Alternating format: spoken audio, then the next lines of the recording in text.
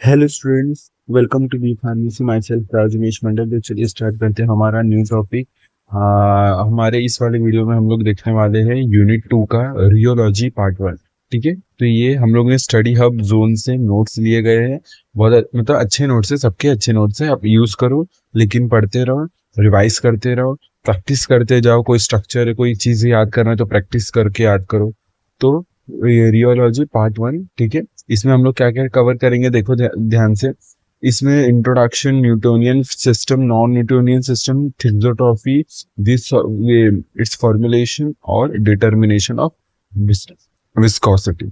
ठीक है, तो बेसिकली हम लोग इंट्रोडक्शन आज थोड़ा सा ही देखेंगे। इंट्रोडक्शन देखेंगे, नॉन अपना न्यूटोनियन लॉ, न्यूटन लॉ क्या है, ठीक है। न्यूटोनियन लॉ क्या है, न्यूटन्स फ्लूइड्स क्या है, नॉन न्यूटोनियन फ्लूइड्स क्या है, बस उतना ही देखेंगे। ठीक है, तो इंट्रोडक्शन पार्ट है, ध्यान से सुनते जाना। अब देखो क्या लिखा है इंट्रोडक्शन में, क्या लिखा है। Rheology is the Greek word that means, rheo to मतलब टू फ्लो और लोगोस मतलब साइंस। मतलब क्या होता है, अगर हम लोग फ्लो की स्टडी करें, अगर हम लोग फ्लो की स्टडी करें तो उसको बोलते हैं रियोलॉजी। अब रियोलॉजी में हम लोग फ्लो की तो स्टडी करते हैं, प्लस हम लोग deformation of solids, deformation of solids का भी हम लोग बेसिकली स्टडी करते हैं। तो डिफॉर्मेशन ऑफ सॉलिड्स मतलब क्या होता है, आपको पता है। डिफॉर्मेशन ऑफ सॉलिड्स को हम लोग फ्लो ऑफ द सॉलिड्स भी बोलते हैं। अब मान लो हम लोग फ्लो की बात कर रहे हैं, तो फ्लो हमेशा ये लिक्विड और गैस का होता है, फ्लूइड्स का फ्लो होता है। लेकिन हम लोग सॉलिड के केस में उसको डिफॉर्मेशन बोलते हैं, इतना याद रखना। ठीक है, तो ये रियोलॉजी में क्या हम पढ़ते हैं, ध्यान से सुनते हैं। Rheology is the science of flow of material. ठीक है, क्लियर है यहाँ तक? यहाँ तक क्लियर। फ्लो ऑफ मटेरियल के बारे में हम स्टडी करते हैं। It applies to liquid, solid और सेमी सॉलिड। ठीक है, ये तीनों पे अप्लाइड होता है, ये भी इंपॉर्टेंट है। ठीक है, तो पढ़ते जाओ, यही आपको लिख के आना एग्जाम में, एमसीक्यूज में ये सब।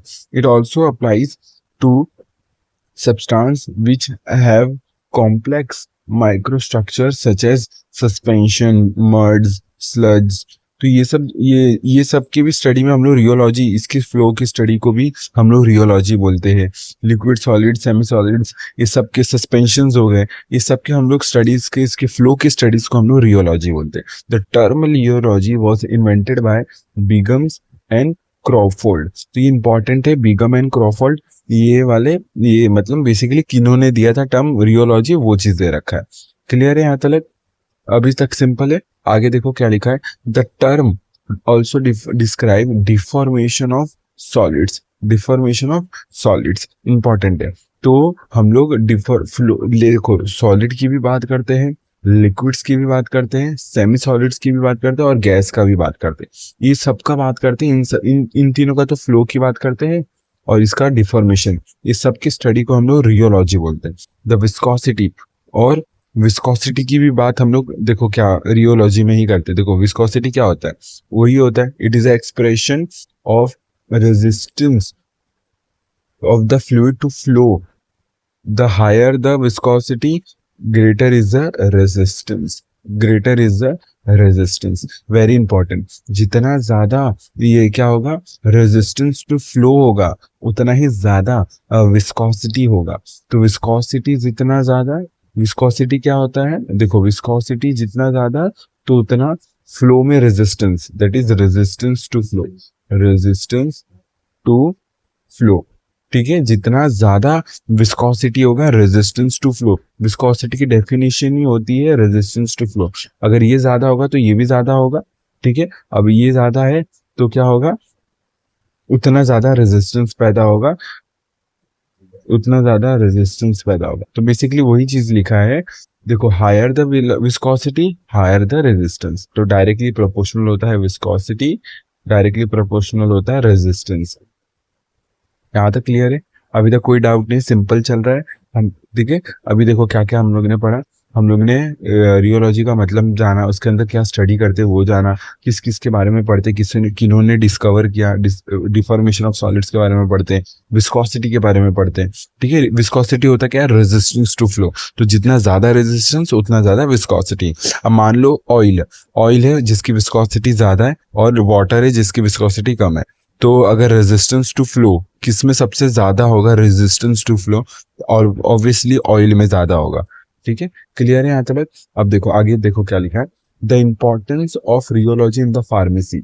देखते, the manufacturers of medicinal and cosmetic creams, paste, lotions must be capable of producing products with a capable acceptable consistency and soothiness and reproducing these qualities each time a new batch is prepared। मतलब क्या बोल रहा है कि rheology का importance क्या है भाई, हम लोग स्टडी ऑफ फ्लो क्यों पढ़ रहे हैं। मान लो कोई आपके पास क्रीम है, उसको दबाते हो तो क्रीम बाहर निकलता है, वहां पर एक फ्लो का काम आता है। इंजेक्शन जब लगा रहे होते बॉडी में, तो जो सिरिंज से निकलता है लिक्विड, वहां पर फ्लो का काम आता है। ठीक है, इतनी सारी चीज़ों, सस्पेंशन जो बनाते हैं हम लोग, दवाइयाँ बनाते हैं, सिरप बनाते हैं, सब में फ्लो की स्टडी करते हैं, वो बहुत इंपॉर्टेंट होता है। अब रियोलॉजी किस में इन्वॉल्व होता है, mixing and flow of materials. यहाँ पर इंपॉर्टेंट होता है, कोई भी पाउडर, कोई भी मटेरियल को मिक्स करना है तो वहां पर फ्लो की नीड पड़ती है। ठीक है, the packaging and into the container, मतलब कंटेनर के अंदर डालना, उससे निकालना, ट्यूब से निकालना क्रीम को, इस सब जगह रियोलॉजी का काम आता है। ठीक है, सिरिंज से लिक्विड निकालना, सब जगह रियोलॉजी का काम आता है। हाँ, तो अब पढ़ते हैं हम लोग क्लासिफिकेशन। तो इम्पोर्टेंस भी देख लिया रियोलॉजी का, कहाँ कहाँ डेली लाइफ में इम्पोर्टेंस है वो भी देख लिया। अब आगे बढ़ते हैं, classification of rheological fluids divided into two categories. तो हम लोग फ्लूइड्स को, रियोलॉजिकल फ्लूइड्स को दो कैटेगरी में डिवाइड करते हैं, न्यूटोनियन और दूसरा है non Newtonian. Very important, the fluid which obeys the Newton's law of viscosity. ठीक है, जो न्यूटन्स लॉ ऑफ विस्कोसिटी को फॉलो करे, ओबेज मतलब फॉलो करना, जो फॉलो करे उसको बोलते हैं हम लोग न्यूटोनियन फ्लूइड्स, उसको बोलते हैं Newtonian fluids. Those liquids which do not obey Newton's law of viscosity term as non Newtonian fluids. जो फॉलो ना करे उसको नॉन न्यूटोनियन फ्लूइड, जो फॉलो करे उसको न्यूटोनियन फ्लूइड्स। क्लियर है यहाँ तक? ये क्लासिफिकेशन बना के आना है, अच्छा इंप्रेशन पड़ता है, फ्लो चार्ट ये सब का, डायग्राम का, ये सब का। तो ये रियोलॉजिकल दो पार्ट में है, और ये Newtonian fluids, non Newtonian fluids. उसके अंदर आता है नॉन न्यूटोनियन में प्लास्टिक, फिर स्यूडोप्लास्टिक एंड देन डायलेटेंट। ये तीनों चीज हम पढ़ेंगे। ठीक है, अभी हम लोग ज्यादा उतना नहीं देख रहे। आगे देखते हैं न्यूटोनियन सिस्टम। न्यूटोनियन सिस्टम में देखो आगे क्या है, न्यूटोनियन सिस्टम के बारे में पढ़ रहे पहला।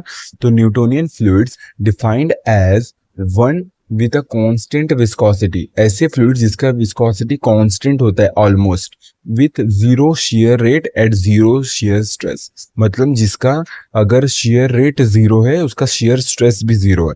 ठीक है, इस मतलब शेयर स्ट्रेस डायरेक्टली प्रोपोर्शनल है शेयर रेट के, मतलब जितना ज्यादा स्ट्रेस बढ़ाओगे उतना ज्यादा शेयर रेट बढ़ेगा। ठीक है, ये वेरी इंपॉर्टेंट है। This law states that the shear stress in the flowing fluids is directly proportional to the shear rate. तो एक ये सेंटेंस जो न्यूटोनियन फ्लूइड्स को डिफाइन करता है, और एक ये sentence that is constant viscosity. तो ये वाला, एक ये देखो मैं हाईलाइट कर दूं, ये देखो एक ये वाला और एक ये वाला, ये दोनों चीजें न्यूटोनियन फ्लूइड्स के बारे में डिफाइन करते हैं। अब चलिए आगे पढ़ते हैं, एग्जाम्पल्स ऑफ न्यूटोनियन फ्लूइड्स। जैसे वाटर हो गया, अल्कोहल हो गया, मिनरल्स, ऑयल्स हो गए, गैसोलीन, ये सारे एग्जाम्पल्स है न्यूटोनियन फ्लूइड्स के। तो एग्जाम्पल पूछते हैं, इंपॉर्टेंट है। ठीक है, ये Newtonian law of flow, Newton's law of flow. Newton's law of flow क्या होता है? न्यूटन्स लॉ ऑफ फ्लो क्या बताता है? Shear stress between the adjacent fluid layer is proportional to the velocity gradient between the two layer और shear rate. अब velocity gradient को ही हम लोग शियर रेट बोलते हैं, शियर रेट बोलते हैं। यहाँ पर जो शियर रेट लिखा है इसका मतलब ही है वेलोसिटी ग्रेडियंट। ठीक है, अब मैं बात कर रहा हूँ शियर स्ट्रेस बिटवीन, जो ये हमारा शियर स्ट्रेस होता है वो डायरेक्टली प्रोपोर्शनल होता है वेलोसिटी ग्रेडियंट, वेलोसिटी ग्रेडियंट के, या फिर उसी को हम बोलते हैं शियर रेट के। मतलब shear stress directly proportional to shear rate. ठीक है, शियर रेट। ठीक है। अब बात करते हैं, अगर डायरेक्टली प्रोपोर्शनल हटाते हैं तो एक कांस्टेंट आता है जिसको हम बोलते हैं कोएफिशिएंट ऑफ विस्कोसिटी। इस कांस्टेंट को हम बोलते हैं coefficient of viscosity, dynamic viscosity, ये ईटा को बोलते हैं। ठीक है, ईटा बोलते हैं इसको, ईटा। और वाई, ये जो टॉर्क जैसा मतलब ऐसा साइन है ये वाला, तो इसको बोलते हैं हम लोग shear स्ट्रेस। और dv by D R is a shear rate, very important. ठीक है, the rate of shear is defined as a change in the velocity. Velocity में अगर चेंज किया, rate of shear is defined as change in the velocity between the two planes of liquids which is separated by the distance dr। मतलब rate of shear क्या होता है? change in the velocity between the दो layer, दो liquid के layers के बीच में, बहुत सारे लिक्विड ऐसे हैं, ठीक है, उन दोनों के बीच का जो वेलोसिटी का डिफरेंस है, एक वो, और उन दोनों के बीच का डिस्टेंस, तो उन दोनों को डिवाइड करेंगे तो shear रेट मिलेगा, dv बाई डी आर। ठीक है, ये हम लोग को मिलेगा shear रेट, shear रेट। देखो shear रेट या shear स्ट्रेन क्या होता है, देखो dv by D are. shear stress क्या होता है?